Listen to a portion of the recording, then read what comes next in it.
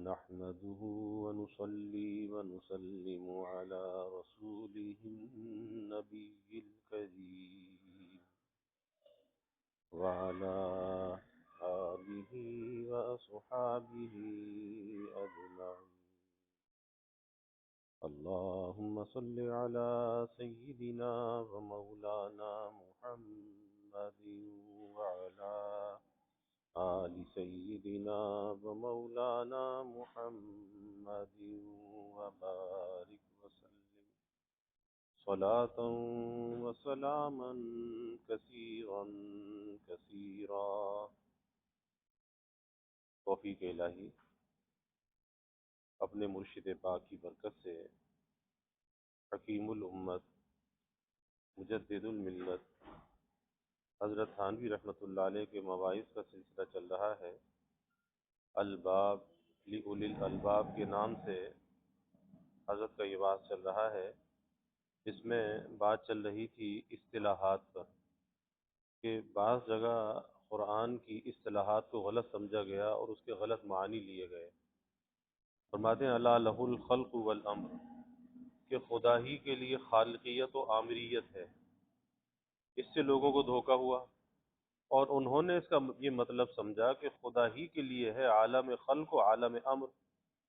حالانکہ یہ بالکل غلط ہے کیونکہ قرآن کے مخاطب اول اہل عرب تھے اور وہ عالم امر کو جانتے بھی نہ تھے. یہ اصطلاح بعد میں حادث ہوئی.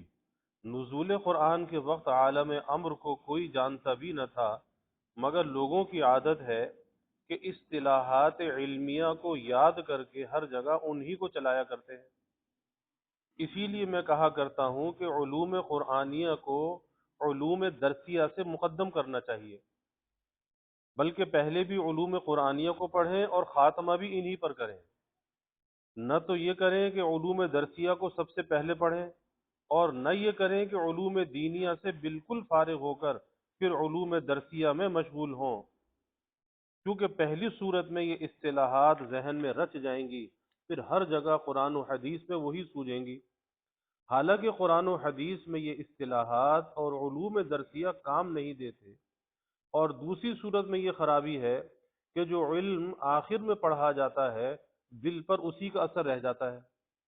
پس معقول و فلسفہ کو سب سے آخر میں پڑھنا بھی برا، بلکہ ان علوم کو وسط میں رکھنا چاہیے، درمیان میں، ورنہ کم از کم دوش بدوش تو ضرور ہو کہ ساتھ ساتھ چلتے رہیں.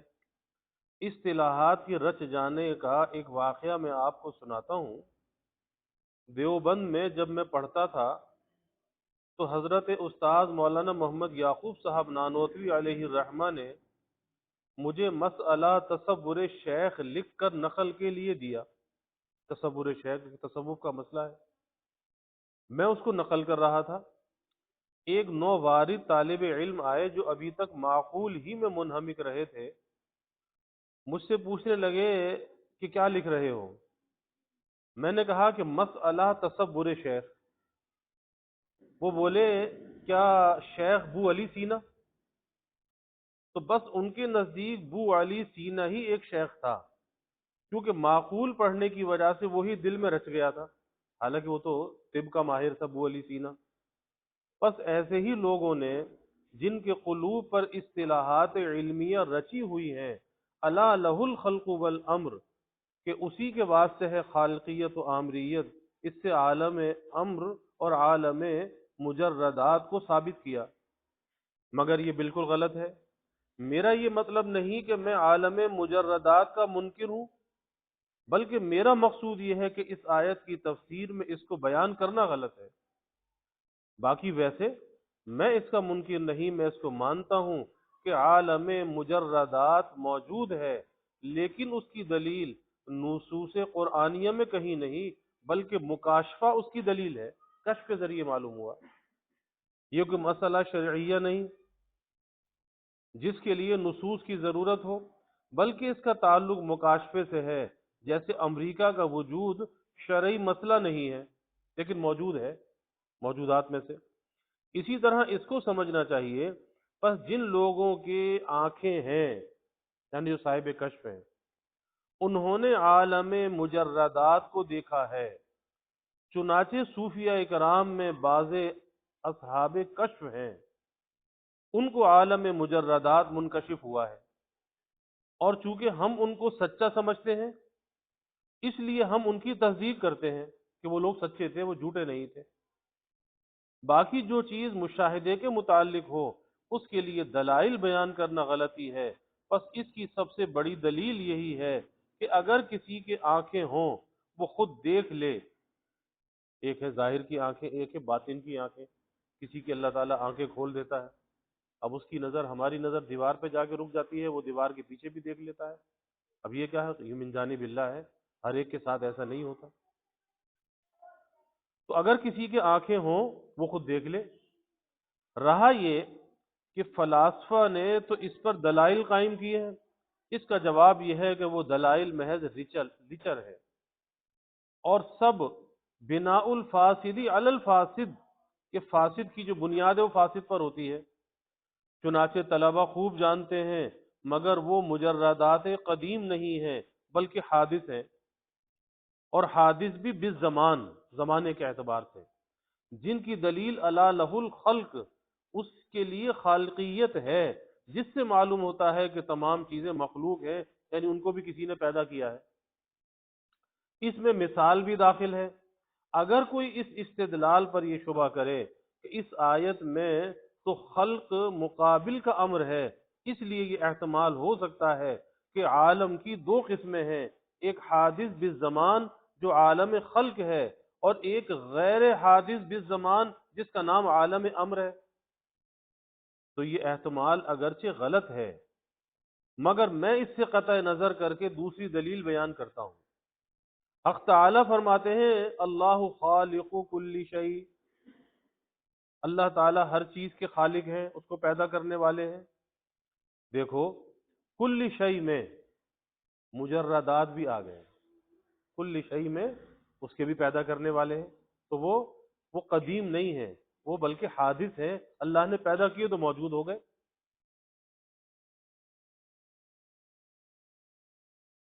اگر کہا جائے کہ خلق ایجاد من العدم کے ساتھ خاص نہیں، تو دوسری آیت لیجئے، بدیع السماوات والارض، آسمانوں اور زمینوں کے نمونے پیدا کرنے والا ہے، بدیع السماوات والارض۔ اب دائے اخراج من العدم ہی کے ساتھ خاص ہے، اور فلاسفہ عالم مجردات و افلاک دونوں کو غیر حادث بالزمان کہتے ہیں، اور فرق کا کوئی قابل نہیں۔ بس اب ایک کے ابداع سے دوسرے کے ابداع کا بھی قابل ہونا پڑے گا۔ بس فلاسفہ اور صوفیہ کے قول میں اتحاد نہیں، فلاسفہ عالم مجردات کو قدیم مانتے ہیں کیونکہ ان کے نزدیک کوئی مجرد حادث نہیں، اور صوفیہ مجردات کے قائل ہیں مگر ان کو حادث بالزمان کہتے ہیں کہ اللہ نے پیدا کیا تو پیدا ہو گئے، حادث بالزمان ہے۔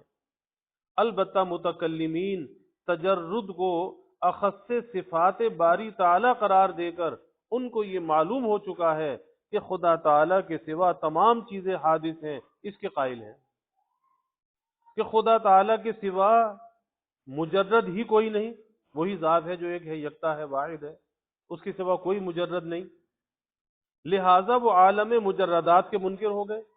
مگر صوفیہ نے چونکہ عالم مجردات کو دیکھا ہے اس لیے وہ اس کے وجود کے قائل ہو گئے، لیکن وہ اس کو حادث مانتے ہیں، قدیم نہیں مانتے، فلاسفہ کی طرح قدیم نہیں مانتے۔ بس ان کے نزدیک تجرد حق تعالی کے لیے اخص صفات سے نہیں بلکہ وجوب و قدم ان کے اخص صفات سے ہیں۔ بس تجرد تو غیر خدا بھی ہو سکتا ہے مگر مجرد قدیم خدا کے سوا کوئی نہیں۔ یعنی دنیا میں کوئی ایسی چیز ہو سکتی ہے کہ جو ایک ہی ہو اور پوری دنیا میں نہ ہو، تو یہ تو تجرد ہو گیا، لیکن اللہ تعالیٰ جو ہے وہ قدیم ہے، یعنی اس سے سارے عالم کو تو پیدا کیا لیکن اس کو کسی نے پیدا نہیں کیا، مجرد قدیم۔ اور یہاں سے بعض لوگ یہ سمجھ گئے کہ صوفیہ فلسفی ہیں، حالانکہ یہ بالکل غلط ہے۔ صوفیہ فلسفے کی کچھ بھی وقت نہیں سمجھتے، وہ تو حباتن شریعت کے منبع ہیں، یعنی جو چیز ہے وہ شریعت سے لیتے ہیں۔ البتہ جن امور سے شریعت نے سکوت کیا ہے، جہاں شریعت نے خاموشی اختیار کی ہے، ان کے متعلق بعض دفعہ وہ اپنے مکاشفات کو بیان کر دیتے ہیں۔ چنانچہ عالم مجردات کا مسئلہ بھی محض کشفی ہے، جو اتفاقاً فلاسفہ کے قول سے من وجہ موافق ہو گیا، کہ جو فلاسفہ کہتے ہیں وہ صوفیہ کی بات سے وہ بات مل گئی۔ لیکن ہر عاقل جانتا ہے کہ توافق اور چیز ہے، اخذ اور چیز ہے۔ صوفیہ نے اس مسئلے کو فلاسفہ سے نہیں لیا، بلکہ خود اپنے کشف سے معلوم کیا ہے۔ جو لوگ اس حقیقت سے ناواقف ہیں وہ صوفیہ پر فلسفی ہونے کا گمان کرتے ہیں، جیسا کہ بعض لوگوں نے قرآن میں بعض باتیں تورات و انجیل کے موافق دیکھ کر یہ گمان کر لیا کہ قرآن تورات و انجیل سے ماخوذ ہے، حالانکہ توافق اور چیز ہے، اخذ اور چیز ہے۔ توافق سے اخذ کیوں کر لازم آ گیا؟ حضور صلی اللہ علیہ وسلم نے تورات و انجیل کو کبھی دیکھا بھی نہیں، نہ آپ عبرانی اور نہ سریانی زبان کو جانتے تھے، آپ کی زبان تو عربی تھی، نہ اہل کتاب سے اختلاط کی آپ کو نوبت آئی کہ کبھی اہل کتاب سے ملے ہوں، ان کے ساتھ رہے ہوں۔ پھر قرآن تورات و انجیل سے ماخوذ کیوں کر ہو گیا؟ علاوہ ازیں بعض واقعات میں اہل کتاب نے تحریف و تبدیل بھی کر دی، جن کو قرآن میں صحیح طریقے سے بیان کیا گیا۔ اگر قرآن ان کتابوں سے ماخوذ ہوتا تو یہ واقعات قرآن میں بھی اسی طرح ہوتے، کیونکہ انہوں نے اپنی کتابوں میں واقعات کو تبدیل کیا ہے۔ اگر قرآن وہاں سے اخذ کیا جاتا تو وہ واقعات قرآن میں ویسے ہوتے جیسے ان کی کتاب میں ہے، حالانکہ قرآن میں ان واقعات کو رد کیا گیا اور صحیح بیان کیا گیا۔ حالانکہ عیسیٰ علیہ السلام اور داؤد علیہ السلام اور یوسف علیہ السلام کے واقعات قرآن میں ایسے طرز پر مذکور ہیں جن سے ان حضرات انبیاء علیہ السلام کی نزاہت و عصمت ثابت ہوتی ہے، یہ پاکیزہ لوگ تھے۔ اور تورات و انجیل میں لوگوں نے نامعلوم کیا گڑبڑ کر رکھی ہے کہ ان سے ہرگز ان حضرات کی عصمت و نزاہت ثابت نہیں ہوتی۔ بس جس طرح قرآن مجید کی نسبت یہ خیال غلط ہے، اسی طرح صوفیہ پر فلسفی ہونے کا گمان بالکل غلط ہے۔ غرض عالم مجردات کا وجود فی نفسہ ہی صحیح ہے، جس کے قائل بعض صوفیہ ہوئے ہیں اور متکلمین اس کے بالکل منکر ہیں، مگر کچھ مذائقہ نہیں، کیونکہ اس کا قائل ہونا شرعاً لازم نہیں، جیسے امریکہ کا قائل ہونا ضروری نہیں۔ اور متکلمین کے منکر ہونے سے یہ بات واضح ہو گئی کہ الا لہ الخلق والامر سے عالم امر مراد ہونا ثابت نہیں، ورنہ وہ ہرگز انکار نہ کرتے۔ نص قرآنی کے ہوتے ہوئے متکلمین کبھی کسی مسئلے کا انکار نہیں کر سکتے۔ خیر یہ تو بیچ میں ایک جملہ معترضہ تھا، میں یہ کہہ رہا تھا الا لہ الخلق والامر سے خالقیت و آمریت دونوں کا خدا کے لیے مخصوص ہونا معلوم ہو گیا۔ پس مخلوق کو نہ اختیار تکوینی حاصل ہے نہ اختیار تشریعی، کیونکہ خالقیت اور آمریت اللہ کے لیے ہے، بلکہ یہ دونوں اختیارات خدا تعالیٰ کے لیے مخصوص ہے۔ اور اسی کی فرع یہ بھی ہے کہ مباحات میں بھی تصرف شرعی کا اجرا ہوتا ہے، جو چیز جائز ہے مباح ہے اس میں بھی شریعت کے تصرف کا اجرا ہے، کہ جہاں شریعت کہے کہ جائز وہ جائز ہوگا، اور جہاں شریعت کہے کہ یہ مباح بھی ناجائز ہے وہ ناجائز ہوگا۔ اگر کوئی یہ کہے کہ یہ قاعدہ فقہیہ ہے الاصل فی الاشیاء الاباحہ، کہ اصل اشیاء میں اباحت ہے، جس سے معلوم ہوا کہ قبل شریعت کے بھی اباحت موجود تھی، بس اباحت کا وجود شریعت پر موقوف نہیں، اس کا جواب یہ ہے کہ یہ قاعدہ بھی تو شریعت ہی سے معلوم ہوا، تو اباحت اصلیہ کا ظہور بھی شریعت کے بتلانے پر موقوف ہوا۔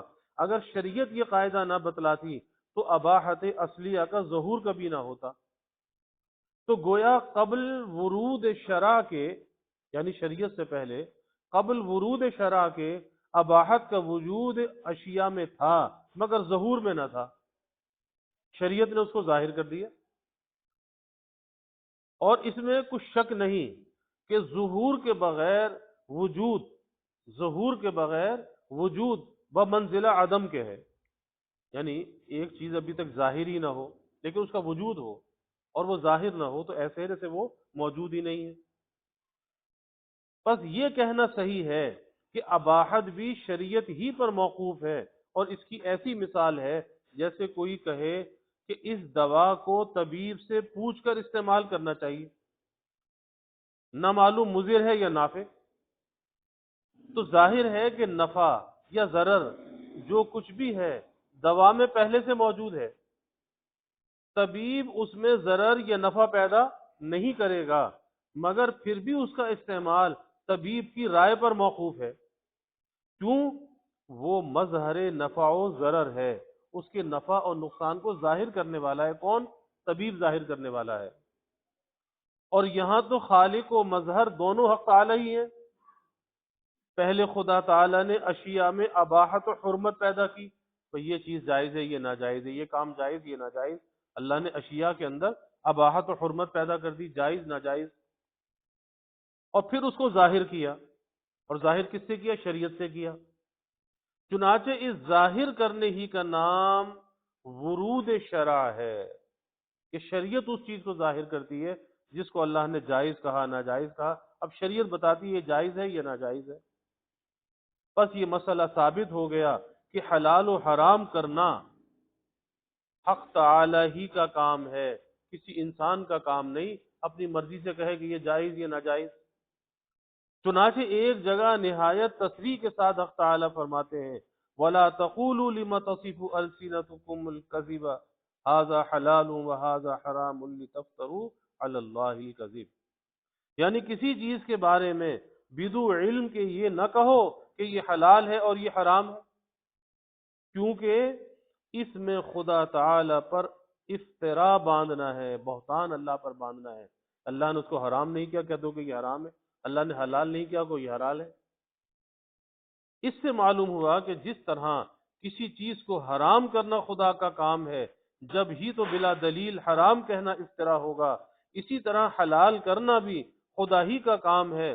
پس وہ دعویٰ بخوبی ثابت ہو گیا جس کو میں نے شروع میں بیان کیا تھا کہ مباح کو مباح کرنا بھی ایک تصرف ہے، اور دین کا تصرف جس طرح فرائض و واجبات و محرمات ہوتا ہے اسی طرح مباحات میں بھی ہوتا ہے، لِتَفْتَرُوا عَلَى اللَّهِ الْكَذِبَ، تاکہ کذب کا اللہ تعالی پر افترا کرو۔ اس سے معلوم ہوا کہ کسی چیز کو بدو علم کے حرام و حلال کہنا خدا پر افترا کرنا ہے۔ اس کی دو صورتیں ہیں، اگر حلال و حرام کہنے کا مطلب یہ ہے کہ عند اللہ حلال یا حرام ہے حالانکہ حکم شرعی ہم کو معلوم نہیں، تب تو یہ افترا ہے، بہتان ہے، ظاہر ہے کہ اللہ تعالیٰ نے اس کو حرام کیا نہ حلال کیا کوئی کہے۔ اور اگر یہ مطلب ہے کہ یہ چیزیں خود بخود حلال و حرام ہیں بدو خدا کے حلال و حرام کیے، تب بھی جھوٹ ہے، کیونکہ خود بخود کوئی چیز حلال و حرام نہیں ہو سکتی۔ چنانچہ یہ ایسی بدیہی بات ہے کہ کفار بھی اس خیال کے قائل نہ تھے، وہ بھی جن چیزوں کو حلال و حرام کہتے تھے ان کے متعلق یوں کہتے تھے واللہ امرنا بہا، کہ خدا نے ہم کو اس کا حکم کیا ہے۔ تو اتنی بات وہ بھی جانتے تھے کہ بدو خدا کے حکم کے حلت و حرمت کا ثبوت نہیں ہو سکتا، مگر افسوس آج کل بعض مسلمان اس خیال کے ہو گئے جو یہ کہتے ہیں کہ خدا تعالیٰ کو دنیاوی کاموں سے کیا تعلق، ان میں ہم خود مختار ہیں، جو چاہے کریں، گویا وہ امور دنیاویہ کو خود بخود حلال سمجھتے ہیں، اور اس عقیدے میں یہ لوگ کفار سے بھی دو قدم آگے بڑھ گئے ہیں۔ اللہ تعالیٰ فہمی الحمدللہ رب العالمین والعاقبۃ للمتقین والصلاة والسلام على أشرف الأنبياء والمرسلين اللهم صل على سيدنا ومولانا محمد وعلى آل سيدنا ومولانا محمد بارك وسلم ربنا آتنا في الدنيا حسنة وفي الآخرة حسنة وقنا عذاب النار ربنا أتمم لنا نورنا واغفر لنا إنك على كل شيء قدير اللهم أرنا الحق حقا وارزقنا اتباعه وأرنا الباطل باطلا وارزقنا اجتنابه. اللهم إنا نسألك العفو والعافية والمعافاة الدائمة في الدين والدنيا والآخرة والفوز بالجنة والنجاة من النار. اللهم إنا نسألك من خير ما سألك منه نبيك سيدنا محمد صلى الله عليه وسلم، ونعوذ بك من شر ما استعاذك منه نبيك سيدنا محمد صلى الله عليه وسلم، وأنت المستعان وعليك البلاغ، ولا حول ولا قوة إلا بالله. وجزى الله عنا محمدا صلى الله عليه وسلم ما هو أهله، وصلى الله تعالى وسلم على النبي الكريم. آمين.